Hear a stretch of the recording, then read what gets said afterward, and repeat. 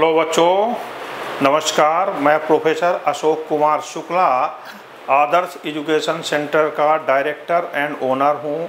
My self mathematician and statistician. We are providing coaching classes here from 2001। My head office is in south campus Satyaniketan opposite Shri Venkateswara college and branch office in the north campus. और यहाँ पर जो है mathematics honours, statistics honours और economics honours की classes provide होती हैं। Delhi university के बच्चों को पढ़ाया जाता है। दिल्ली यूनिवर्सिटी का ऐसा कोई कॉलेज नहीं है जहाँ के स्टूडेंट यहाँ पर पढ़े नहीं हैं। यहाँ साउथ कैंपस में तो आपको पता है कई कॉलेज हैं, Shri Venkateswara college, Atmaram college, Motilal Nehru college, Aryabhatta, Maitreyi, JMC, यहाँ के बच्चे पढ़ते हैं। हमारे यहाँ पर लेडी श्री राम, पीजीडीएवी से बच्चे आते हैं। कई बच्चे Hindu college, KMC college, Ramjas, SRCC college के हमने जो है मैथमेटिक्स और क्या नाम से business math, business stats, BCom honours वाले बच्चों को पढ़ाते हैं। और इसके साथ साथ इको ऑनर्स वालों को मैथमेटिकल इकोनॉमिक्स और स्टैटिस्टिकल इकोनॉमिक्स और इकोनॉमेट्रिक्स पढ़ाता हूँ। मैं खुद मैथमेटिक्स ऑनर्स के सारे पेपर पढ़ाता हूँ, स्टैटिस्टिक्स ऑनर्स के सारे पेपर करवाता हूँ मैं खुद। और इसके साथ ही साथ इकोनॉमिक्स ऑनर्स का जो है मैथमेटिकल इकोनॉमिक्स, स्टैटिस्टिकल इकोनॉमिक्स और इकोनॉमेट्रिक्स, मतलब मैथ्स, स्टैट्स और इकोनॉमेट्रिक्स, स्टैटिस्टिक्स ऑनर्स की हम करवाते हैं। आप हमारे पढ़ें, वीडियो लेक्चर देखें, पढ़कर देखें, बैच को ज्वाइन करें। 1 to all एवरीथिंग आपको बहुत बढ़िया करवाया जाएगा। आज की क्लास में मैं यहाँ रियल एनालिसिस का एक टॉपिक करवा रहा हूँ जिसको सीक्वेंस बोलते हैं। ये मैथमेटिक्स ऑनर्स फर्स्ट सेमेस्टर में भी है, स्टैटिस्टिक्स ऑनर्स थर्ड सेमेस्टर में भी है। इस प्रकार डिफरेंट कई स्ट्रीम में ये कोर्सेज में है। आप लोग इसको ध्यान से देखें। जो सामने बैठे हैं वो तो पढ़ें और बाकी बच्चे जो है अपना वीडियो में जो देख रहे हैं कैमरे पर वो देखते रहें, पढ़ें, आराम से समझें। और इसके साथ ही साथ सारे बैचेज हमारे यहाँ 16 अगस्त से शुरू हो रहे हैं। जो इंटरेस्टेड बच्चे हमारे पास में आ रहे हैं सारे के सारे 16 अगस्त से, और उसके बाद हमारे पास एडमिशन ले सकते हैं। आप ऑनलाइन पढ़ सकते हैं, ऑफलाइन पढ़ सकते हैं, या हाइब्रिड मोड जैसा भी आप चाहते हैं वैसा आप कंटिन्यू कर सकते हैं।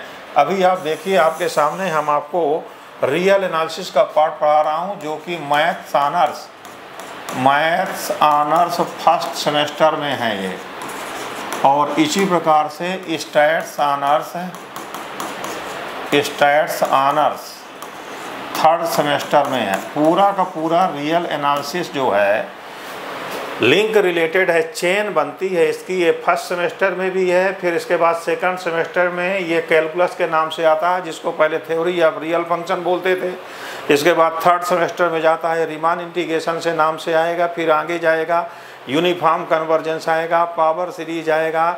इस प्रकार से कई आते जाएंगे। एनालिसिस आपको कई पढ़नी पड़ती हैं, खासतौर पर मैथमेटिक्स ऑनर्स वालों को। रियल एनालिसिस, मैथमेटिकल एनालिसिस जिसमें मेट्रिक स्पेस पढ़ेंगे।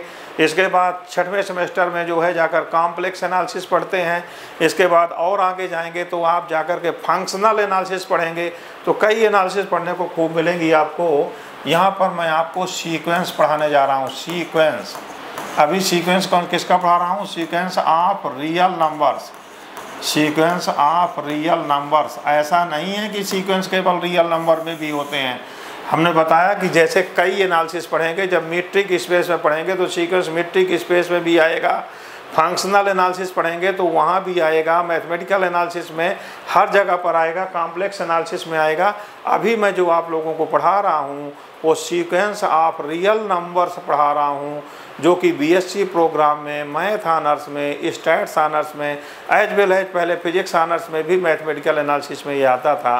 तो अब देखते रहिए, मैथमेटिकल फिजिक्स में आता था। सीक्वेंस ऑफ रियल नंबर का मतलब क्या होता है ये देखिए। ऐसा है, एक मैपिंग है, एक फंक्शन है। सीक्वेंस एक फंक्शन है जो सेट ऑफ नेचुरल नंबर से set of the real numbers पर जाता है। आधे से ज़्यादा बच्चों को यही नहीं पता कि मैपिंग क्या होता है, फंक्शन क्या होता है, क्योंकि वो कहते हैं 11th 12th में सर हमारे कट गया था, हमने पढ़ा ही नहीं। तो पहले थोड़ा सा 5 मिनट में आपको मैपिंग की डेफिनेशन बता देता हूँ। मैपिंग क्या होता है वो 5 मिनट के अंदर आप समझ जाएंगे। Mapping, if A and B are any two non-empty sets A and B are any two non-empty sets, then any mapping F from A to B is a rule।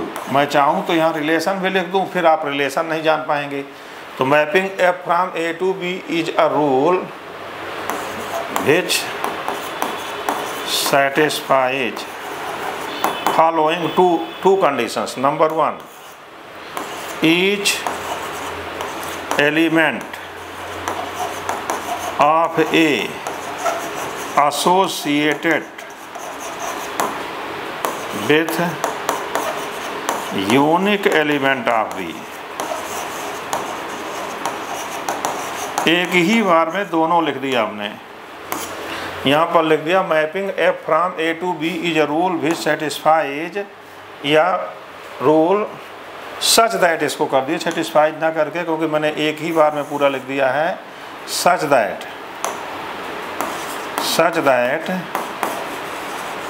Each element of A is associated with unique element of B। तो हम इस mapping को जो है, इस functions को जो है, इस रूल को जो है मैपिंग या फंक्शन कहेंगे। If A and B are any two non-empty sets, then any mapping F from A to B is a rule such that each element of A is associated with unique element of B। इसी को function बोलते हैं, इसी को mapping बोलते हैं, इसी को ट्रांसफॉर्मेशन भी बोलते हैं। इसलिए आप कंफ्यूज नहीं होइए। कुछ यहाँ से हम डायग्राम बनाकर आपको समझाने का कोशिश करते हैं, जिससे आप मैपिंग को समझ जाएंगे। यहाँ A B C लिखा है, यहाँ X Y Z एंड यहाँ D भी कर दीजिए। और यदि ऐसा हो गया है तो ये मैपिंग नहीं है। Then F is not mapping, then F is not a function, function नहीं है। क्यों नहीं है? बिकॉज D की इमेज डिफाइन नहीं है। FD नॉट एग्जिस्ट, D किसी से एसोसिएटेड नहीं है। क्योंकि मैपिंग के डेफिनेशन में बताया हूँ, each element of A associated with unique element of B। अब इसके बाद दूसरा देख लें आप,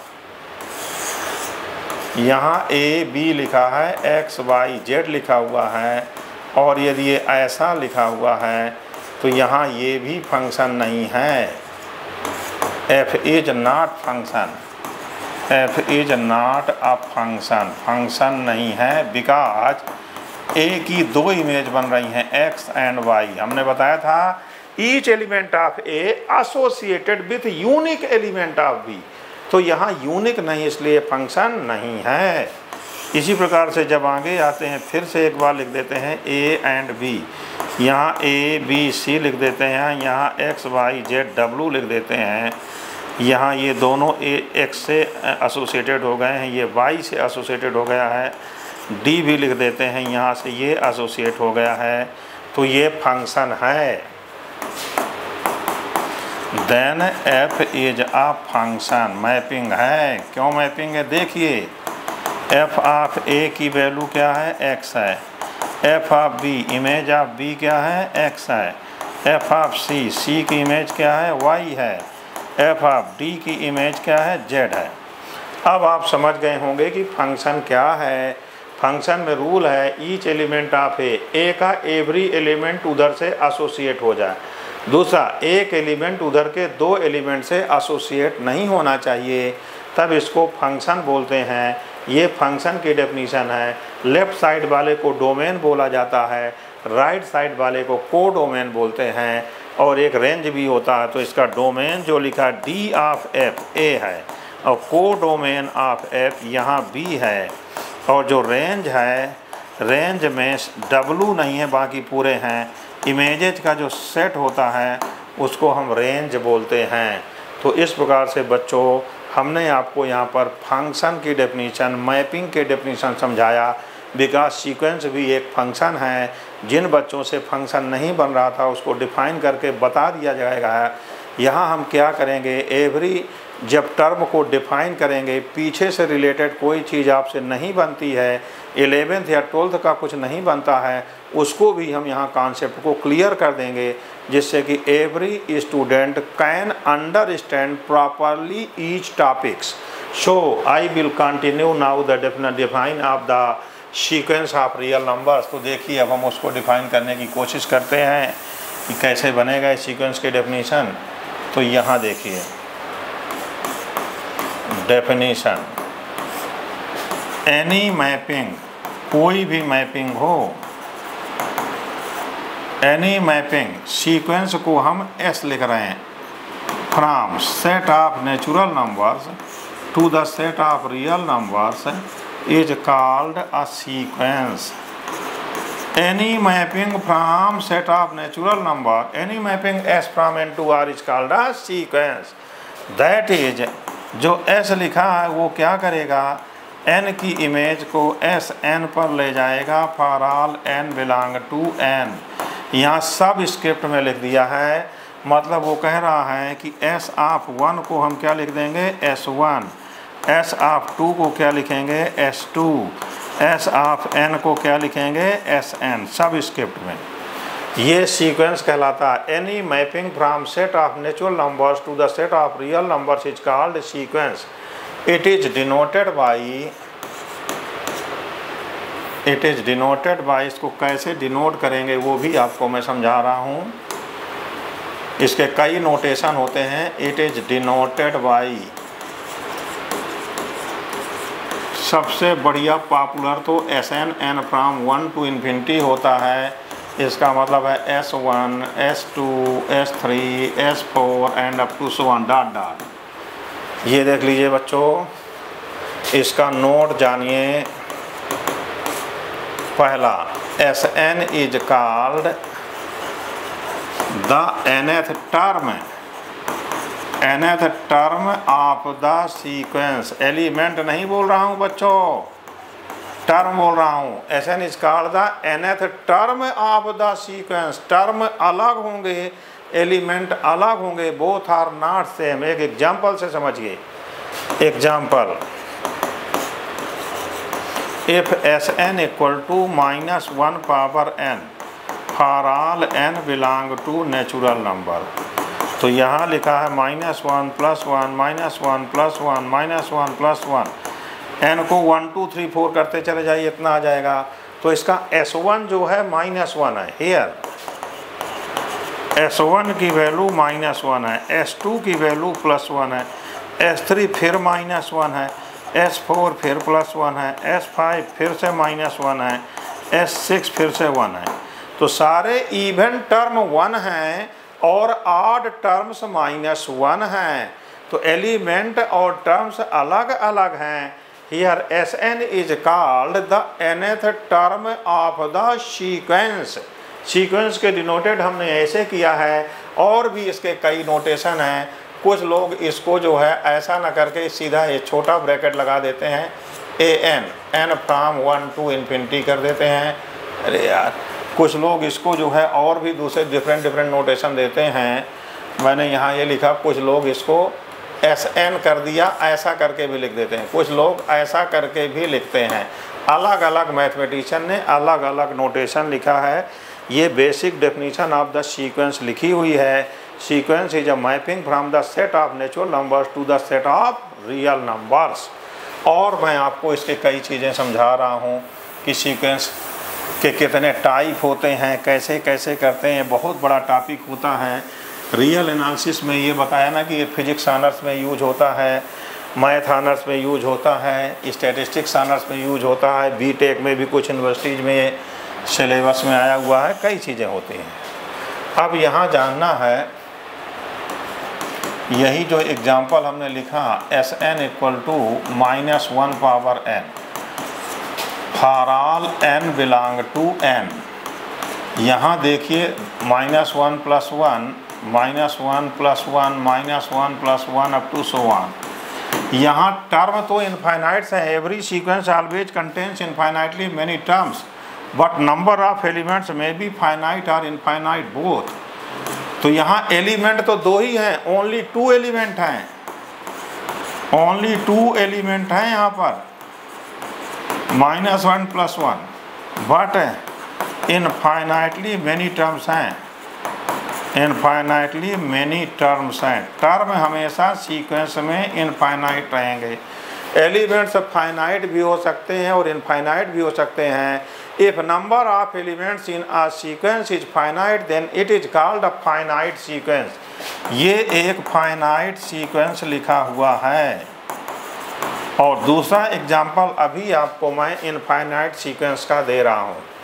example Sn = n² for all n belong to natural number. Means इसमें एलिमेंट हैं 1², 2², 3², 4² and up to so on. Means यहाँ पर एलिमेंट बन गए हैं 1, 4, 9, 16, 25 एंड एटसेट्रा एटसेट्रा। यहाँ नंबर ऑफ एलिमेंट भी इनफाइनाइट हैं और नंबर ऑफ टर्म भी इनफाइनाइट हैं। यहाँ S1 की वैल्यू 1 है, S2 4 है, S3 9 है, etcetera etcetera. Here number of elements as well as the number of terms both are infinite. Number of term तो ऑलवेज इनफाइनाइट होते हैं, since number of elements is infinite, therefore it is infinite sequence. यह एक infinite sequence लिखा हुआ है। तो अभी तो हमने आपको सीक्वेंस की डेफिनेशन बताया है, साथ ही साथ आपको finite sequence and infinite sequence बताया हुआ है। अभी इसमें बहुत ढेर सारी चीज़ें हैं। अभी तो बेसिक पहली इनिशियल थिंग पर आए हुए हैं। ढेर सारी चीज़ें आती जाएंगी और एक एक करके हम करते हुए चले जाएंगे। इसी में कन्वर्जेंट सीक्वेंस आता है, डाइवर्जेंट सीक्वेंस आता है, ऑक्सीलेटरी सीक्वेंस आता है और बहुत चीज़ें आती हैं। एक एक करके थोड़ी सी कुछ चीज़ें आपको समझा रहा हूँ। आप हमारे वीडियोज़ को लाइक करें, सब्सक्राइब करें, शेयर करें और अगले वीडियो का इंतज़ार करें। जो बच्चे इंटरेस्टेड हैं हमारी कोचिंग में ज्वाइन करें और नॉलेज का भरपूर आनंद उठाएं, अपना कैरियर बनाएं। ये सारी चीज़ करते रहिएगा। अभी मैं आपको यहाँ पर इसमें लाइन ना करके कुछ चीज़ें आपको और ज़्यादा बता देता हूँ। यहाँ टाइप्स ऑफ सीक्वेंसेस लिख देता हूँ मैं, type of sequences on the basis of limit, on the basis of limit. अरे लिमिट के डेफिनेशन ही समझना इसमें टेढ़ी खीर है, इतना आसान नहीं है। अभी आपको मैं परेशान नहीं कर रहा हूँ, बहुत आसान चीज़ें समझा रहा हूँ, बाकी एक एक करके सारी चीज़ें आपको बताई जाएंगी। यहाँ पर देखिए कौन कौन से सीक्वेंस आएंगे। पहला आएगा कन्वर्जेंट सीक्वेंस, कन्वर्जेंट सीक्वेंस। फिर आता है divergent sequence,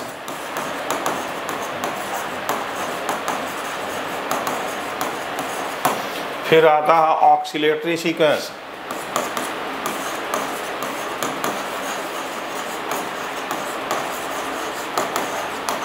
oscillatory sequence.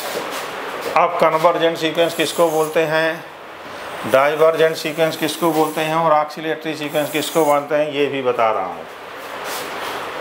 Convergent sequence का मतलब क्या होता है वो मैं आपको यहाँ समझा रहा हूँ। यहाँ पर लिखेंगे if limit n tending to infinity Sn is finite and unique.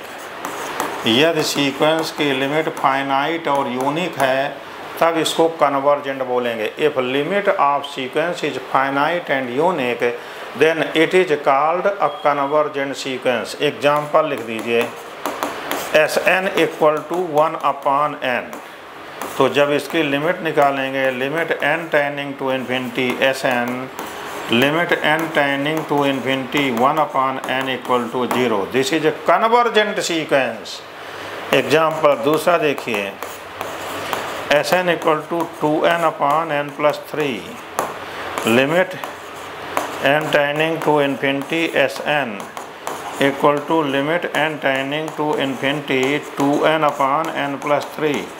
बहुत ढेर सारे स्टूडेंट इसकी लिमिट ही नहीं निकाल पाते, इन्फिनिटी बता देते हैं।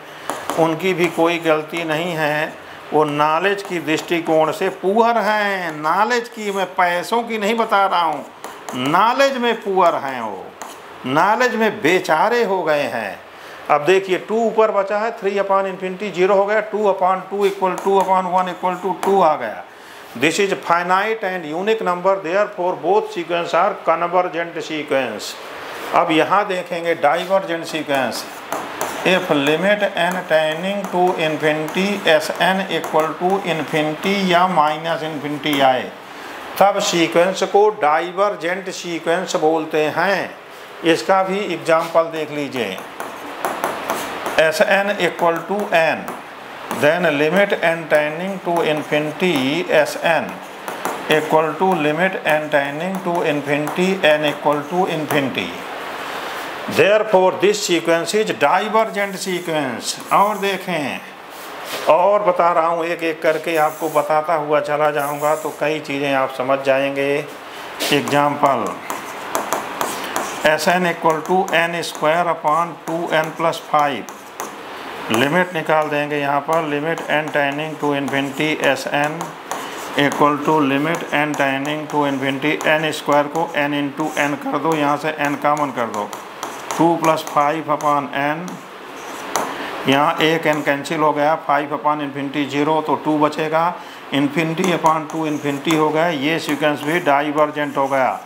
डाइवर्जेंट को मैं DGT लिख रहा हूँ, DGT, और कन्वर्जेंट को लिख रहा हूँ CGT। अब एक इधर आके देखते हैं। If limit n tending to infinity Sn equal to -1/n, ये सीक्वेंस लिखा है -1 + 1 -1 + 1 अप टू सो ऑन।